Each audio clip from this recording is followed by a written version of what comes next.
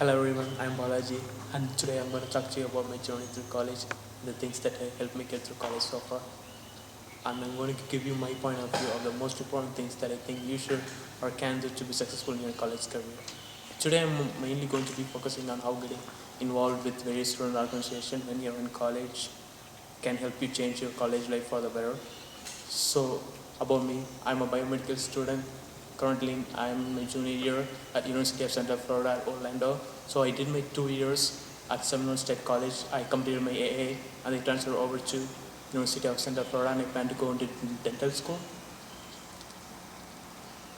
So, while going into Seminole State, I thought that I wasn't going to get the student life experience that one would get at the university. But I learned that I was in for a surprise, and I learned that at Seminole State there are more opportunities than available at University of Central Florida.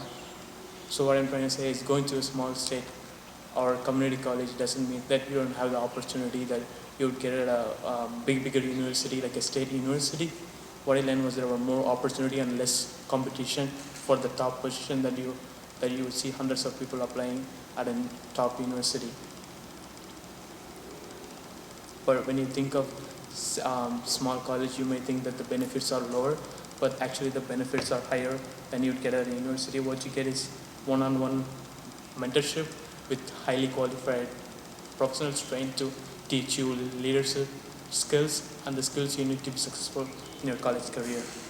And the colleges have similar programs designed, and they staff it like their own SGA. There are three professional individuals dedicated to serving just the Student Government Association and various organizations like CAT, Campus Activities Team, where they arrange all the campus activities that go on to fairs and such. And there's Seminole State Volunteers Team that I was part of.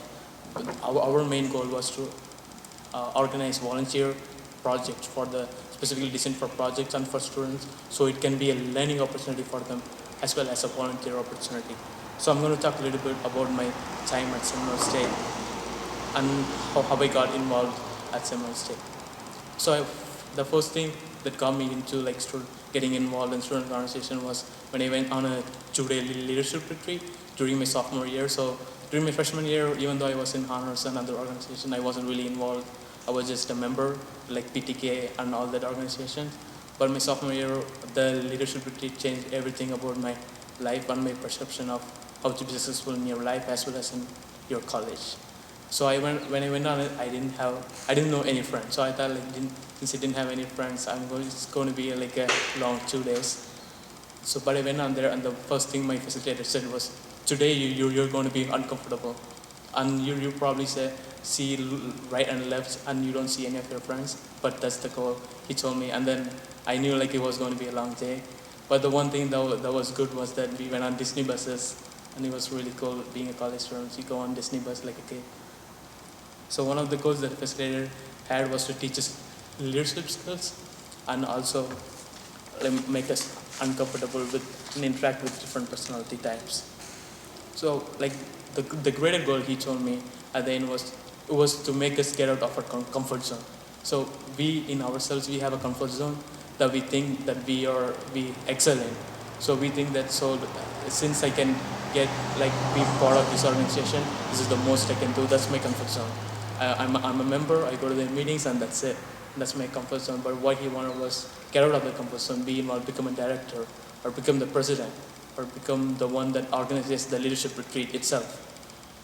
And on the first day, we got a classroom style lecture for different personality types and various leadership techniques that we could use on ourselves, and we could also recognize that the leadership skills when our bosses during our career use it on us, or the president of the club that you're part of. I interact and bunked with people that I didn't even know. We had to sleep with those people for 2 days, and I didn't even know them. But at the end of the retreat, what happened was all those people that I went on the retreat with, that was on my team in my bunk, we all became best friends, and they're still my best friends through my whole life. And what they did was they gave us team building activities. So we participated in team building activities that kind of highlighted the strengths and the weaknesses that we have. So one of the activities, so to say, is that we were all 6 people of our team. So the team was consisting of random people. So for me, my team was, during the break, I went out for a quick air, and then I came back, and then there was like already 7 people in the team, and they said, just go to this team. I didn't know anyone, and I didn't even get to choose the team. They were all composed of different personality types. There were extroverts, introverts, there were thinkers and analyzers. We all had different capabilities. So our goal was to put everything into use. And the activity of tying the rope, we were all tied in our hand with the ropes, and we had to get out of it. And we were all trying to get out of it, like I think 30 minutes probably.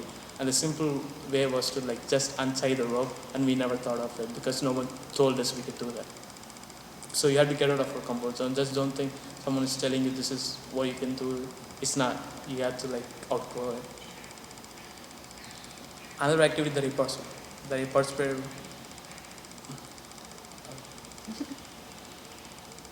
Okay, so I can edit all this, don't worry. okay, a little bit about how I got into some nurture volunteers. So what happened?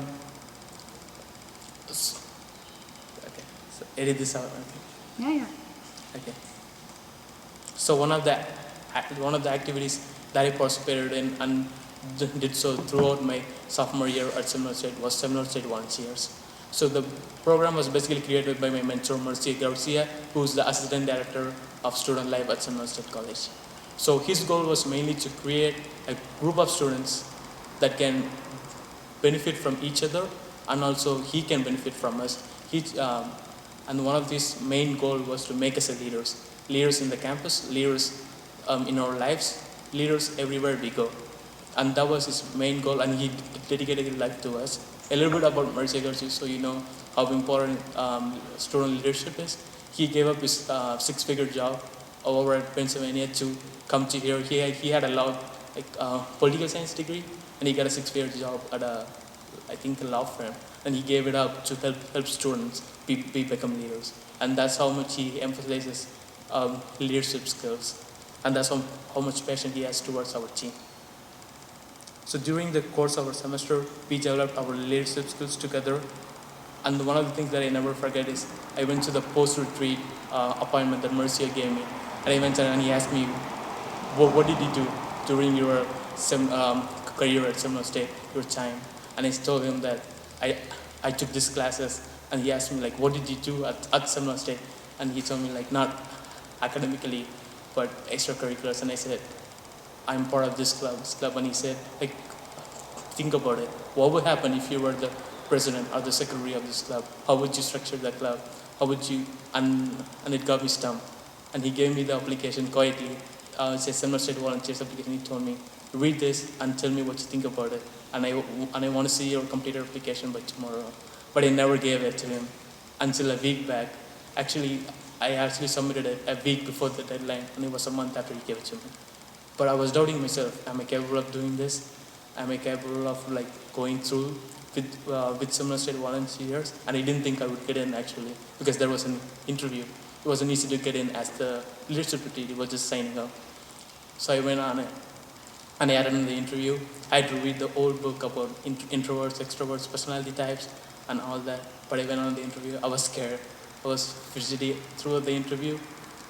And after 2 weeks, I got the email saying that, okay, I got in. So I went up to Mercia and asked him, so what can I do to improve, to be a better leader with SSV?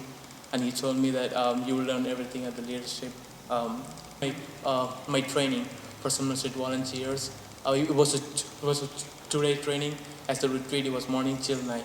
So what we learned was public speaking. And we also learn how to trust your partners. As a team, you have to be able to trust one another to be able to become a better team. So trust was the most important thing he taught us. You had to trust everyone in your life. So we had to do activities such as we are blindfolded, and we had to trust our partner of navigating through challenges and all that. And we also learned how to be bold publicly. So he taught us how to just go up and talk to a stranger and ask him to come to our events. It wasn't easy, but we learned things such as elevator speech. And I thought first I thought elevator speech was just how you talk in an elevator. It wasn't that. Elevator speech actually you had to make a speech in under a minute and get the person to be convinced to come to your event or whatever you're trying to convince them of. So things like that I learned from Sensor Volunteer. I wouldn't have if I wasn't part of it. And part of it. And then at the end of the retreat, all my teammates, we became bonded in a way that I could never have think of being bonded with the people that I went on the leadership retreat with. And one of the most important things, my other point about getting involved, is that getting involved helps you make connections. So if you don't have connections in this world, you're never going to get anywhere. And one of the most advantage of being part of a leadership team at Seminole, we were part of SGA, the leadership team at college. And one of the most important things is you get to interact with the president, the vice president, the executive director, the trustees. You get to meet everyone on a daily basis. You get to meet the director of student life on a weekly basis, and the president, you meet them during the SGA meetings. You get to meet different type of leaders even in the community during every week on the SGA meetings, and we have a say in everything that goes on in the campus. So one of the things is that we had a new campus campus activities building. It was going to be built. It was for a 20 million project, and the opinion was from us about what game room. So to have a game room for students and things like that. Our opinion was valued with the president and the vice president. So that's how much power or how much experience you can get from being a leader on campus. And one of the events that I remember to this day is an Halloween event that me and my friends went to through our honors college program. And during that program, it was an exclusive program only to the top people in the community, like business leaders and physicians. So since we volunteer, we got a free entry into it. So we got to meet plastic surgeons and also the president of Wayne Dent. If you didn't know, he's they're the main trustee of our college and also some part of UCF. So we got to meet the president. We didn't know he was the president at the time. So we got to meet him, and he was drunk sometimes. So we got to meet him, and we didn't know anyone. They were so simple, so we could just go up and talk to them. You wouldn't be able to talk to the president of a big local company when you're just a student. You just can't even see them. And my friend also got offered a job from the marketing chair. He was the marketing chair for Duke Energy, and he actually valued our opinion. He asked us, how can you help me get 2 college students to save energy? They can save energy in their homes and in colleges. I need your opinion on it. So our opinion were valid, even though after some days he didn't put our opinion into action, but he still heeded our opinion. And my friend actually got offered an interview, and he was a marketing major, so he got offered an interview. So that's kind of cool when you're a leader on campus. So being involved is not just about connections you get to put it on your resume, but also it exposes you to problems in the community. So when you live in a community, you want to know all about it. And one of the things that shocked me in a way that I could never have imagined was going up to Lake Apopka. We went on a farm, like an agriculture organization. And one of the things that we did was we worked with farm workers. They're illegal farm workers that are here, and we worked with them side by side for 5 hours. And the work that I did on 5 hours, I could have never imagined that I did then, because it broke my back for 4 days straight. But they do them they work from morning till evening with no break sometimes, only for lunch, something, because they're illegal workers. They don't get paid as well as the workers on the farm, and the companies exploit them. So we got to experience it firsthand, but there's no one is helping them. That's kind of a problem in the community. And the same day in the evening, we went on a tour to Lake Apopka, because you didn't know it's one of the most polluted lakes in the entire country. And it suffers from agriculture runoff all the way from 1940s till now. Government just gave approval to build a medical incinerator near the lake where thousands of families live. And you can see, we went to one of the families, and the impact still affects me. And there was a grandmother, her daughter, 2 daughters died from cancers. They were directly related to Lake Apopka pollution, the medical incinerator and all that. And the grandkids are playing, but their mom is there. And it's the thing that our government is ignoring. And it was just shocking to me to see that how justice is denied for them. So we thought like we could help them. So our Civic Scholars program is trying to build a program where they can help these individuals get a lawyer, how they can fight, get out of this situation. So things like that you would never be able to see if you weren't part of our organization. So, and one of the things is that by just being a volunteer, I went from organizing my own events, like with SERV, if you didn't know, it was Seminole County Environmental Protection Agency. So I helped them save the trees from invasive species, and it was my event that I organized. So it was cool to do that. And also one of the things that you have to take into account when there's success, there's also failure. So one of the failures that are my personal failures is chess club that my friends and I started while my time at Seminole State. We started it pretty late into our sophomore year. So we were thinking we could hand it over to one of our successors. We could find a successor president, someone, but we didn't really find anyone that was interested in taking up the chess club.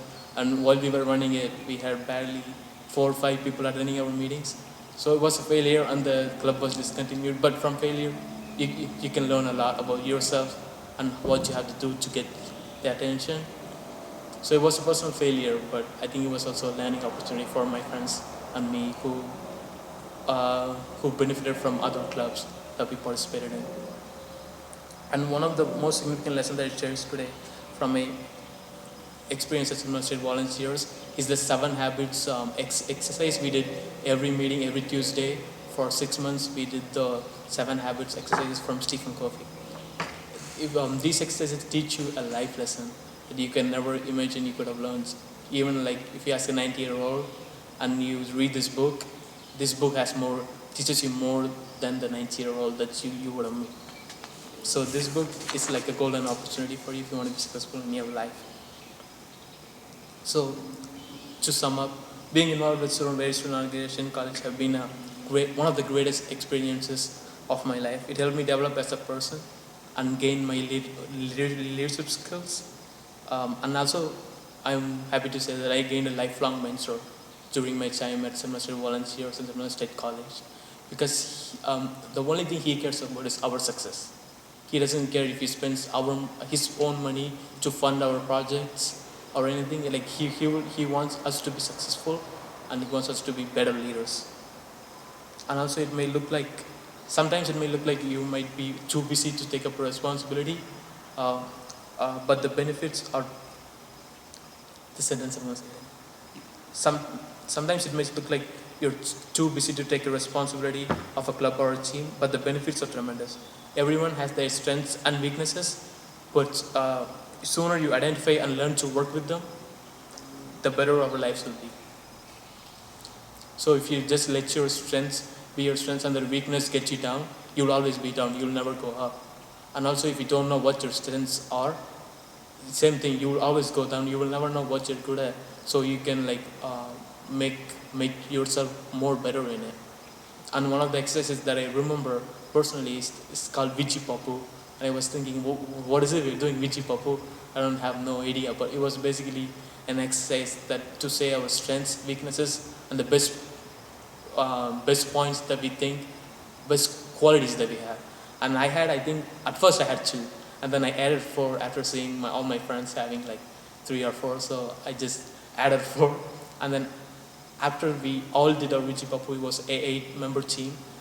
We went through a whiteboard of 20 or more qualities for everyone. We went through the bench asking, so what's best quality in this person on our team? And we had more than 20 qualities. Those qualities could have helped you nag your dream job or be the best, get an A in a class, but you just didn't know them. So always don't underestimate yourself. And just because you're at a state college doesn't mean that you're not well-rounded as a university student. You always have opportunity to become the best you can or to become the best in the world. So for an example, one of my friends, he went to Seminole State. It's a community college, but who cares? But he applied to, even I'm jealous of him, because he applied to Cornell, and 2 of my friends got into Cornell. So even people from high school, they weren't able to get into Cornell.